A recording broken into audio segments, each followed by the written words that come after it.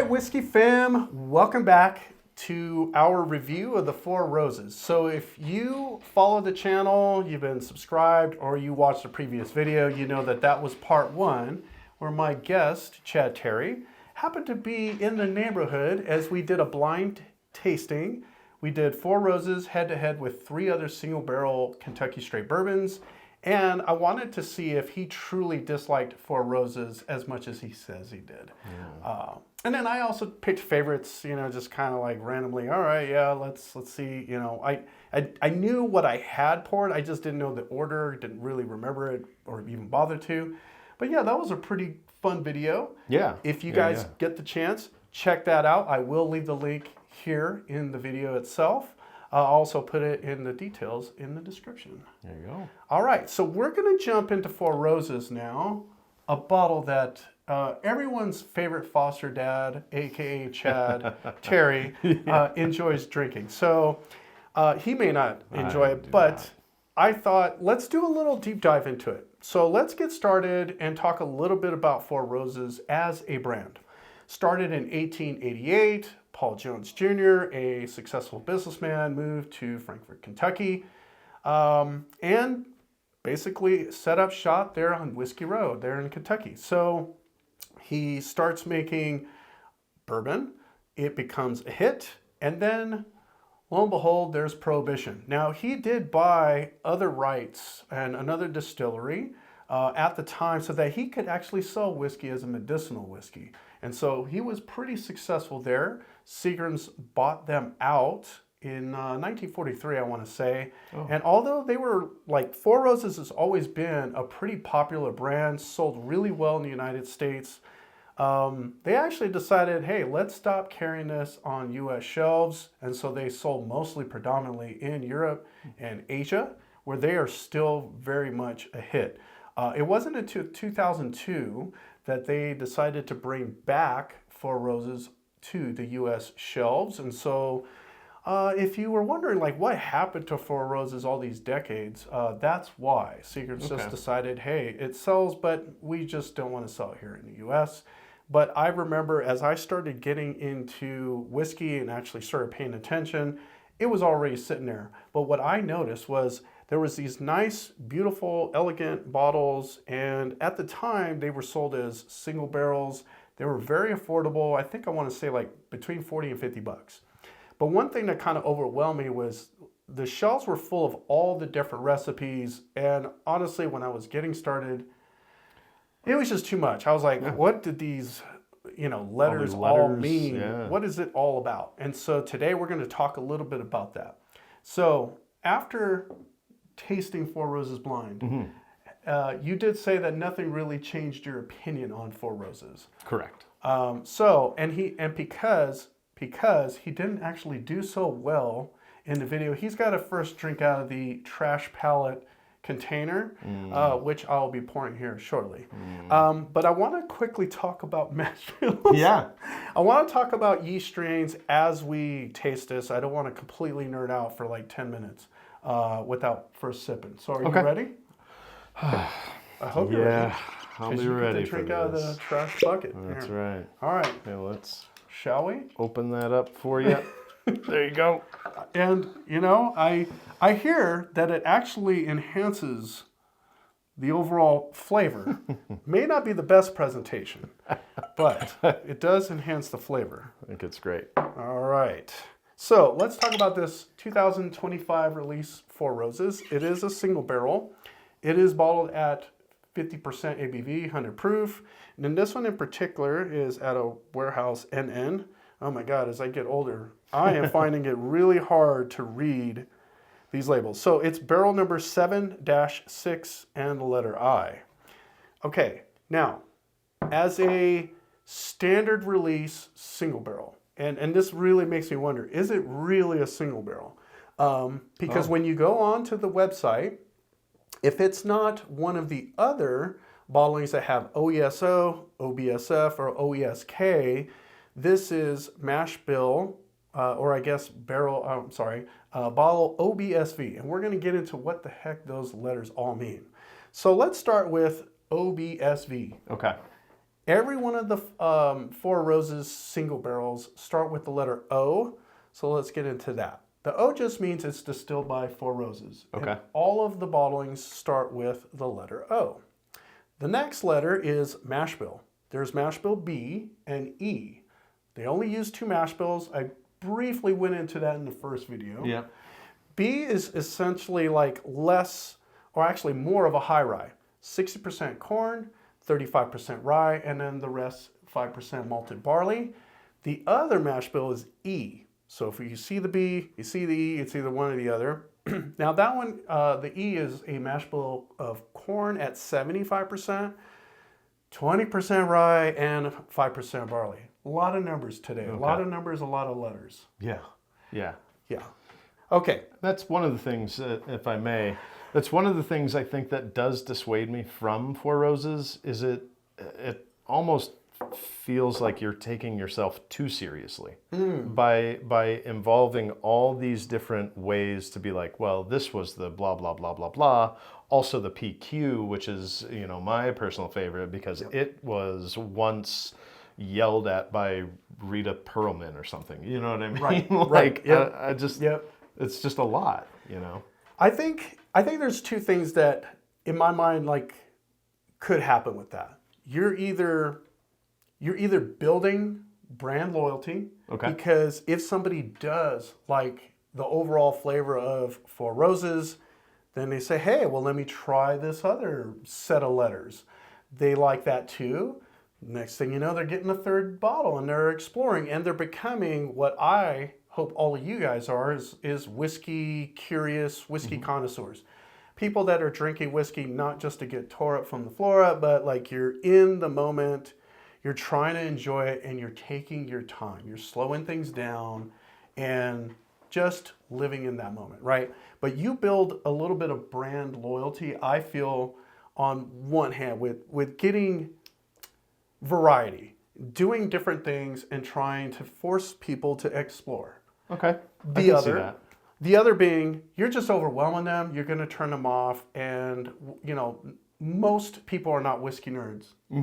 I consider myself a whiskey nerd. Do you consider yourself a whiskey nerd? I would say not a whiskey nerd, more of a whiskey novice that does enjoy the tasting different things and looking for those different notes and finding what you like. Okay. And then sitting by a fireside with your cardigan on. I mean, I need my cardigan one of me. these days.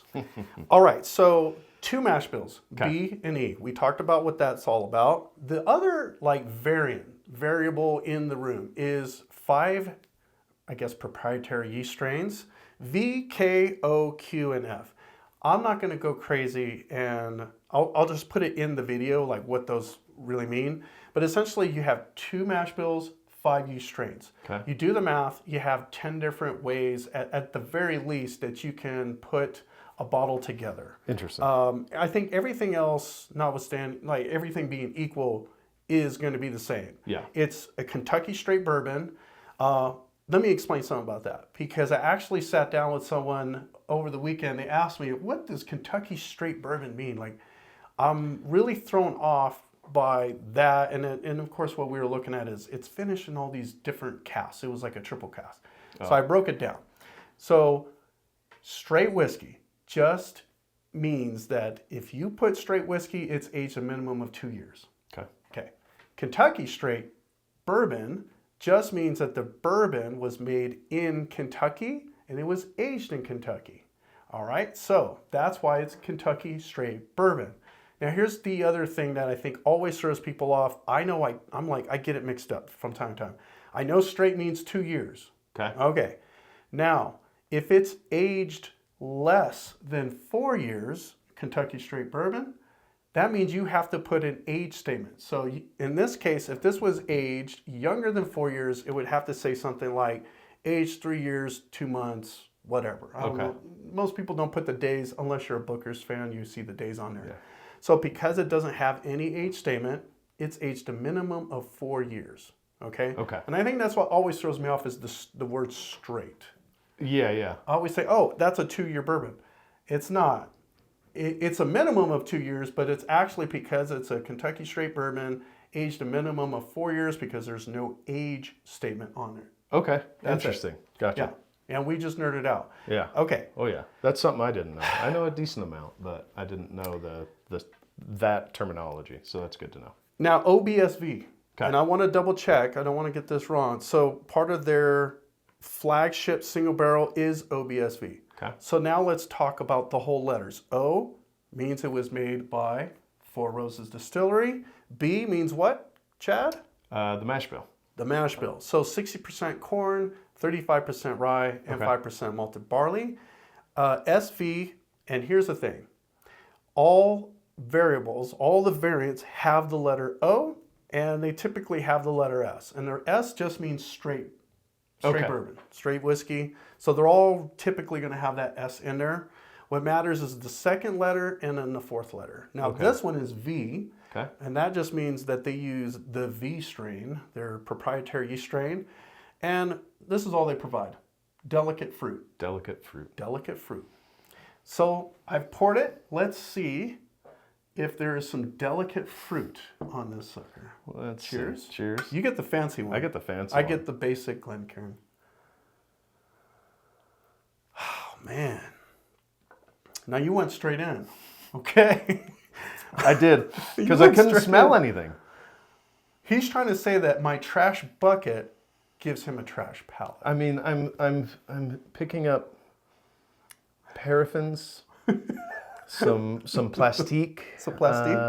All right. So let's go ahead and pour. Let's pour Sorry.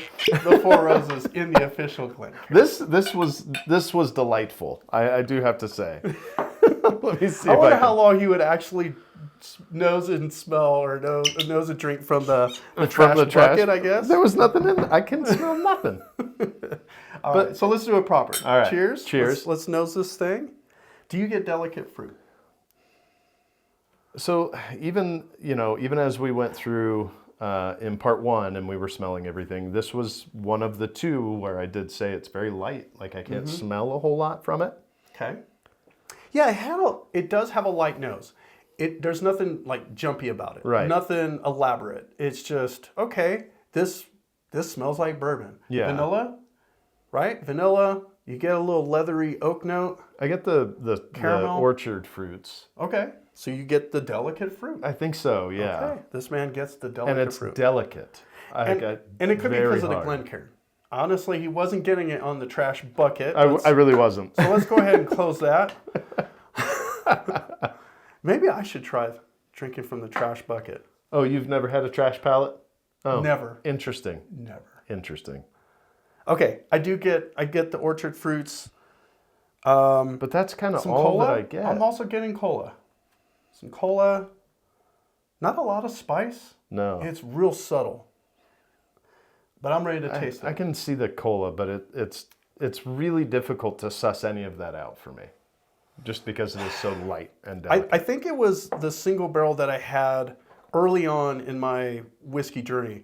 I remember trying Four Roses. I was the biggest fan. It just felt very spicy. It was almost really? like Okay. too spicy for me. And maybe that's the one thing that kind of kept me from, pursuing more Four Roses. It just Yeah. felt unbalanced and just way spicy. But this, on the nose so far, not very spicy. Yeah. All right, so All right. cheers. Cheers. Let's have a little sip.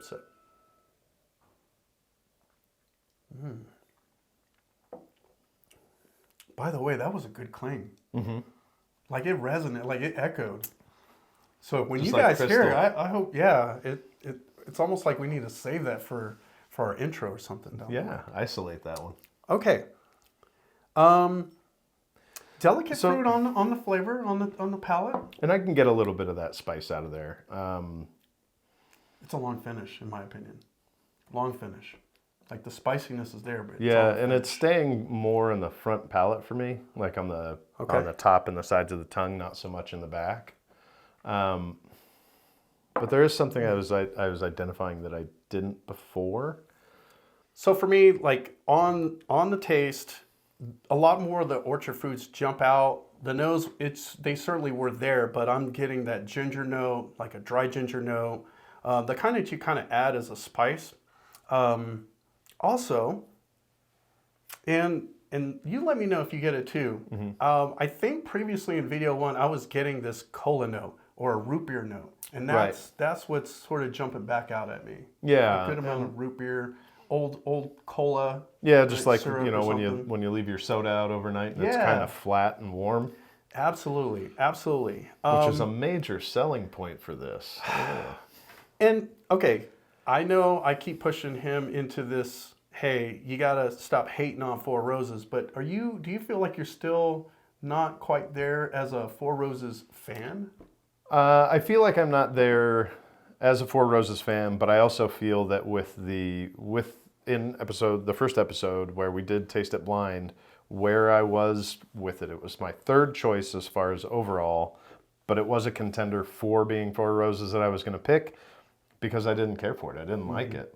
And not knowing what was what, I was very scared that the first one that we drank that was my favorite was going to be it because, you know, when you tear all that away, then it's like, oh. But I still feel vindicated that I don't care for it. It's not my cup of tea. That doesn't mean that it's not anybody's. Obviously, they're a successful company for a reason. People like it. Yeah. And they can have it. They can have it. I can see why this is a popular brand. Yeah. And here's why. I've noticed that brands that tend to be putting out high rye bourbons tend to do the best. Sure, you get your Weeders. People are big fans of Weller, Maker's Mark. And I think for the reason that I didn't become a fanboy of Four Roses, this is reminding me a little bit as to why. Okay. This is a high rye. This is the high rye mash bill, so 60% corn, 35% rye. You didn't get the baking spices or the spice rack on the nose. And honestly, the nose wasn't as inviting, as interesting as when you start to taste it. When you start to taste it, it gets sparkly. Yeah. The flavors jump. Definitely flavor there. Yeah. Even though, again, when we first did it, it was a little muted. Yeah. I can suss out more of the flavor this time around. Maybe just because we are just doing the one, but it still has, I can't put my finger on it, but it's not the stone fruit, it's not the cola, it's just maybe the combination of the two that I'm not caring about, or because my palate, I prefer caramel, I prefer brown sugar, and I don't have any of those notes in this. There's cinnamon in here for sure, and that brings out that spiciness. Sure. But it's not overwhelmingly spicy, but, you know, just like a subtle hint of it. And maybe that's all it is. Maybe that's what it is because I prefer more of the other things that are not in this. And they didn't gear it towards that flavor. Yeah. No, I see exactly what you're saying. The complexity for me is lacking. And so my mind was kind of going towards, okay, it's a bourbon. What makes you so different from the rest? You're a Kentucky straight bourbon. Again, what makes you so different from the rest? So I suppose that's kind of where my head is at. I'm looking to figure out, why should I grab Four Roses? And why should others grab Four Roses if you're talking about a Kentucky straight bourbon that really feels like a lot of other Kentucky straight bourbons? Yeah. Even as a high rye, the spice gets your attention once you start sipping on it. But as far as complexity, I really wish there was more complexity. Yeah. And who knows, maybe just being their flagship, they're not looking to be so distinctive and so different. They want people that appreciate Kentucky straight bourbon and want to almost predict what they're going to drink. And maybe that's why this was the flagship as opposed to one of their other releases. That could make sense. I could see that. Yeah, but and maybe I'm just too curious, too much of a whiskey fanboy to say, all right, yeah, let me stock my shelves up with Four Roses. I'm not quite there yet, but that's where I'm at. As like, I would say, I'll just say it. I'm a whiskey brat. I'm a snob. So I think a whiskey snob will not be as impressed. They will sip on this. They will enjoy this. So let me say that this is a good bourbon. Will they? Well, unless you're Chad, they may not. But I think as a bourbonite, you know, as a bourbon connoisseur, Okay. I think the ones that tend to favor bourbons anyway, you're going to get this bottle. You won't be disappointed. However, I do see this sitting on the shelf. I don't think that this is a bottle that is just going to get drank right away. It's going to be the one that always shows up at the party, ready to be shared with everybody. Okay. And that's kind of where my mind was going. But I think it's a good sipper. There's nothing really wrong with it at all. I just think that, you know, if you're looking for something different, you may not pick this particular bottle. Yeah. Yeah, I would agree with that. So that's not me hating on it. I'm just trying to make a distinction between who's going to enjoy it, who's not. Yeah. So what are your final thoughts on it? And then I'll let you know who I feel like this speaks to the most. So my final thoughts on it are exactly what I thought. I don't care for it. It's not my preferred brand. I feel vindicated that I'm not just holding it to some standard that was something from the past. Now, and again, to your point, I'm not here to tell everybody this is garbage and you shouldn't drink it and you shouldn't like it. Everybody's palate is different. If you like this, more power to you. That's fantastic. But for me, this does not have the flavor profile I prefer. And it just it feels off to me, and so that's just me. So it feels off for you. For me, it just feels like middle of the road, and that's where I'm at.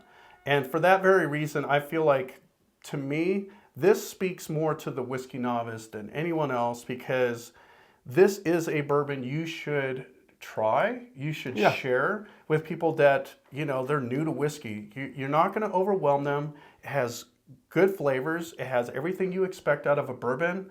It doesn't pull any punches. And if anything, you could kind of highlight to someone else, hey, this is what a high rye bourbon is. So if they like a little spice with their sweetness, this is the ideal bottle for them. Yeah. But if you're talking about like somebody who's drank bourbon for quite a while or drank different whiskeys, it may not be the ideal bottle for you. What is the retail on that, by the way? I do not remember offhand. I want to say I got it at Costco at $55, somewhere around there. Okay, 55. If I remember correctly. So 55, actually it used to be 45 when I first got into whiskey. So let's bring that back to like 2015, 2016. These bottles were sitting on the shelf between 40 and 50 bucks.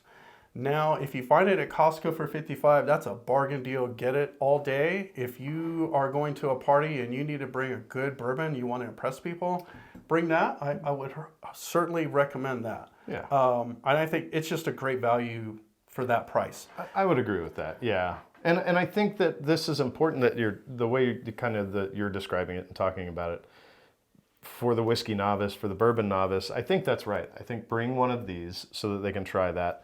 But try it with other bourbons, because they do have such distinct flavors, they can find their palate. I feel like this is a really good bourbon to find out what you actually like. Okay, well there you have it, folks.